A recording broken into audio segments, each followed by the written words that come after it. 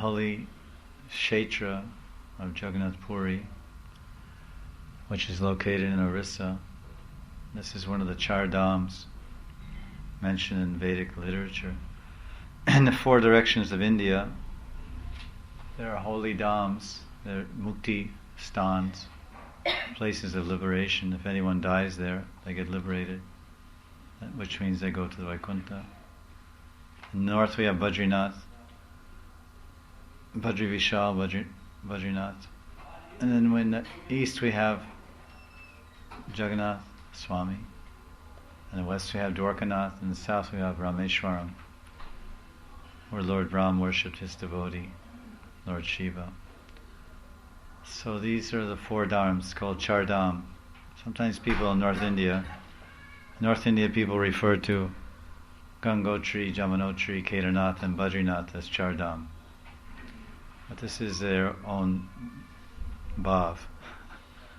Maybe you've heard Char Dham. Gangotri, the source of Ganga; Jamunotri, the source of Jamuna; Badrinath and Kedarnath. Kedarnath is the abode of Mahadev, Shankar, Bhagavan, Lord Shiva, and Badrinath is Lord Vishnu. But according to Vedic Shastras, the four holy places are, the actual Char Dham is Badrinath, Rameshwaram, Jagannath Puri, and Dwarka. And Jagannath Puri is a very interesting, holy place, aside from being a very nice place to go in the winter. It's like 30 degrees there right now, 25 at night. We took bath this morning in the ocean at sunrise. We have this magmas. But there are many, many stories about Jagannath Swami. It's explained that the puja of Jagannath has been going on for 150 million years. It's a long time. 150 million years. And there's Mahatmyams. In Skanda Purana and Padma Purana, there are actual chapters enunciating the glories of Purushottam Kshetra. One of the names of Purushottam Kshetra is Durlabh Kshetra. It's very difficult to attain. How many of you have visited there? You can raise your hand if you've seen Jagannath Puri. Oh, quite a few actually. Maybe one fourth of the people here have seen. So it's called Durlabh Kshetra. And our Chaitanya Mahaprabhu, Sri Chaitanya Mahaprabhu, he spent the last 18 years of his life living there. So by his presence there, he made it a very special place. But this deity, Lord Jagannath, he's endeared. The Buddhists like Lord Jagannath because they say he represents the formless Brahman, or he represents the void.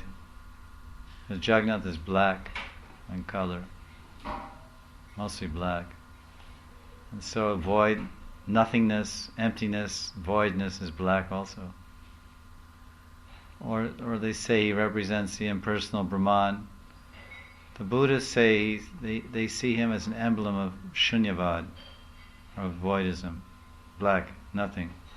And the Mayavadis, they say that he's the impersonal Brahman, because doesn't appear that he has any form.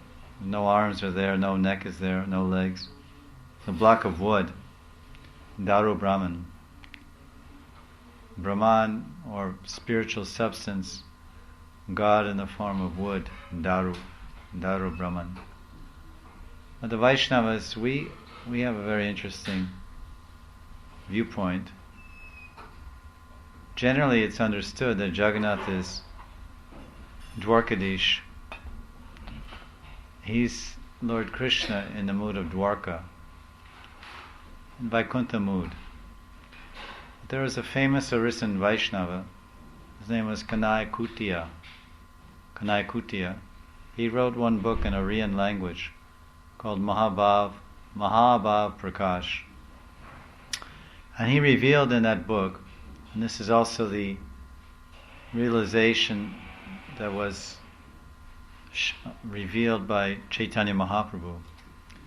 When Sri Chaitanya Mahaprabhu lived in Puri, he saw Lord Jagannath as Brajendra Nandan Shyam Sundar, Krishna. playing the flute, Murlidhara, Vamshidhara. He saw like this. So in this book, Mahabhav Prakash, he's telling that Jagannath, the form of Jagannath, which is unknown to most of the people. Most people say Jai Jagannath, Jagannath, the Lord of the universe. Well, God is the Lord of the universe. He is omniscient, omnipresent, omnipotent. Everyone accepts that. Pious religious people, at least. So here, God, that unlimited Lord, that Lord of the universe, is represented in this large deity. He's about 6 feet tall and about 5 feet wide. Very, very huge deity, Jagannath.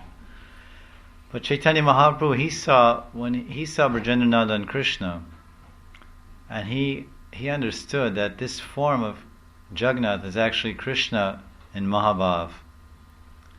When Krishna is experiencing the Mahabhav of Radharani, the intense loving attachment, then his body undergoes vikar, or transformation, and his arms go inside his body. His head practically goes in his body, his legs disappear. A very unusual form. And Chaitanya Mahaprabhu himself, so with Jagannath is Krishna in a mood of separation from Radharani, crying in separation.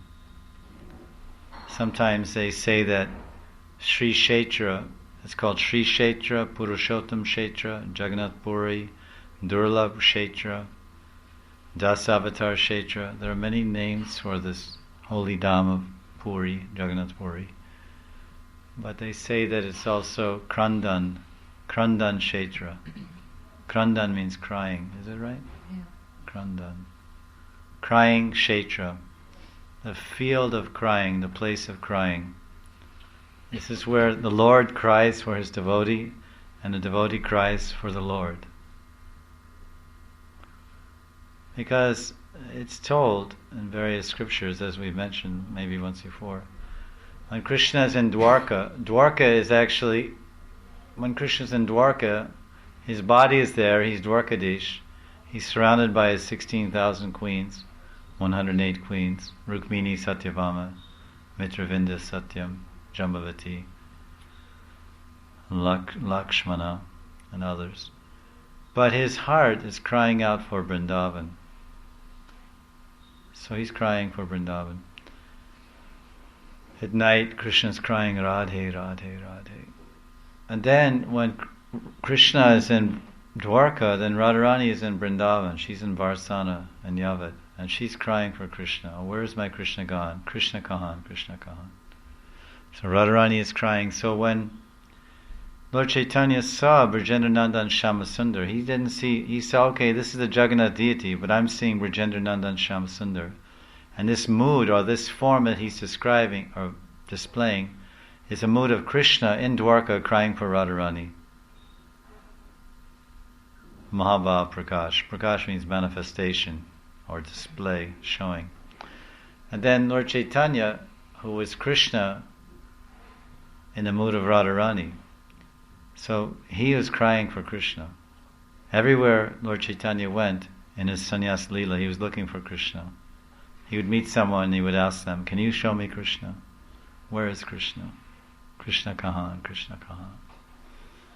So when he saw, Krishna in the form of Mahaprabhu, who is in Radhabhav, so when Radharani cries for Krishna, then she displays a form of Mahabhav Prakash, and that's Lord Chaitanya's Kurma Chaitanya form.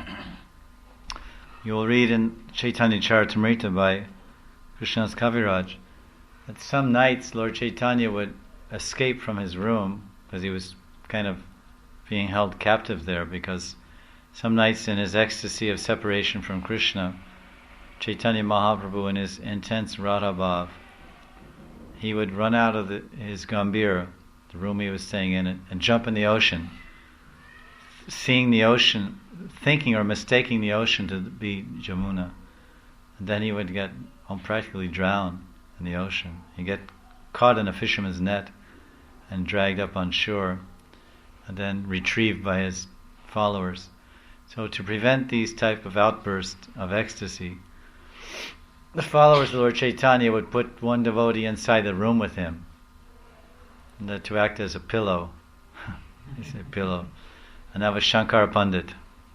Shankara Pandit was one Brahmin associated with Lord Chaitanya. He was known as the pillow of Lord Chaitanya, because Lord Chaitanya, when he would rest, he would put his legs on his lap. Shankara Pandit would massage his legs. Lord Chaitanya would fall asleep. Sometimes Shankara Pandit would fall asleep.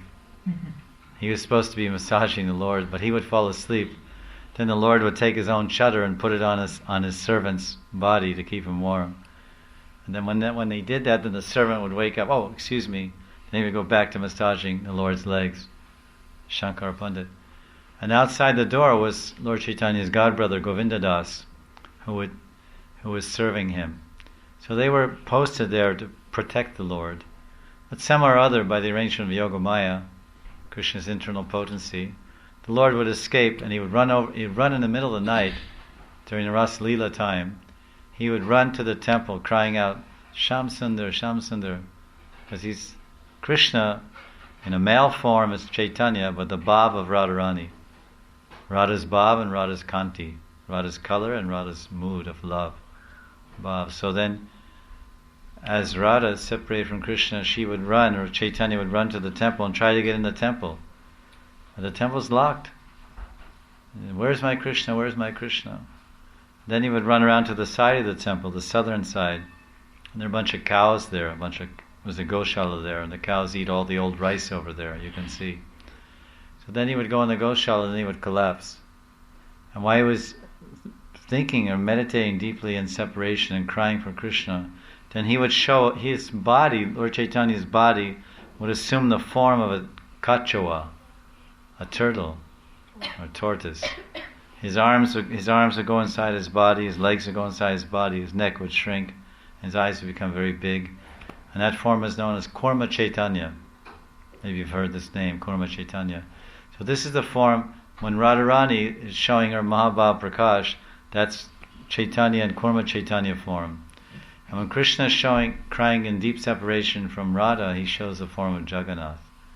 So this is all revealed by this great devotee, Kanai Kutiya, in Mahabhav Prakash, one book he wrote, and also in the pastimes of Sri Chaitanya Mahaprabhu.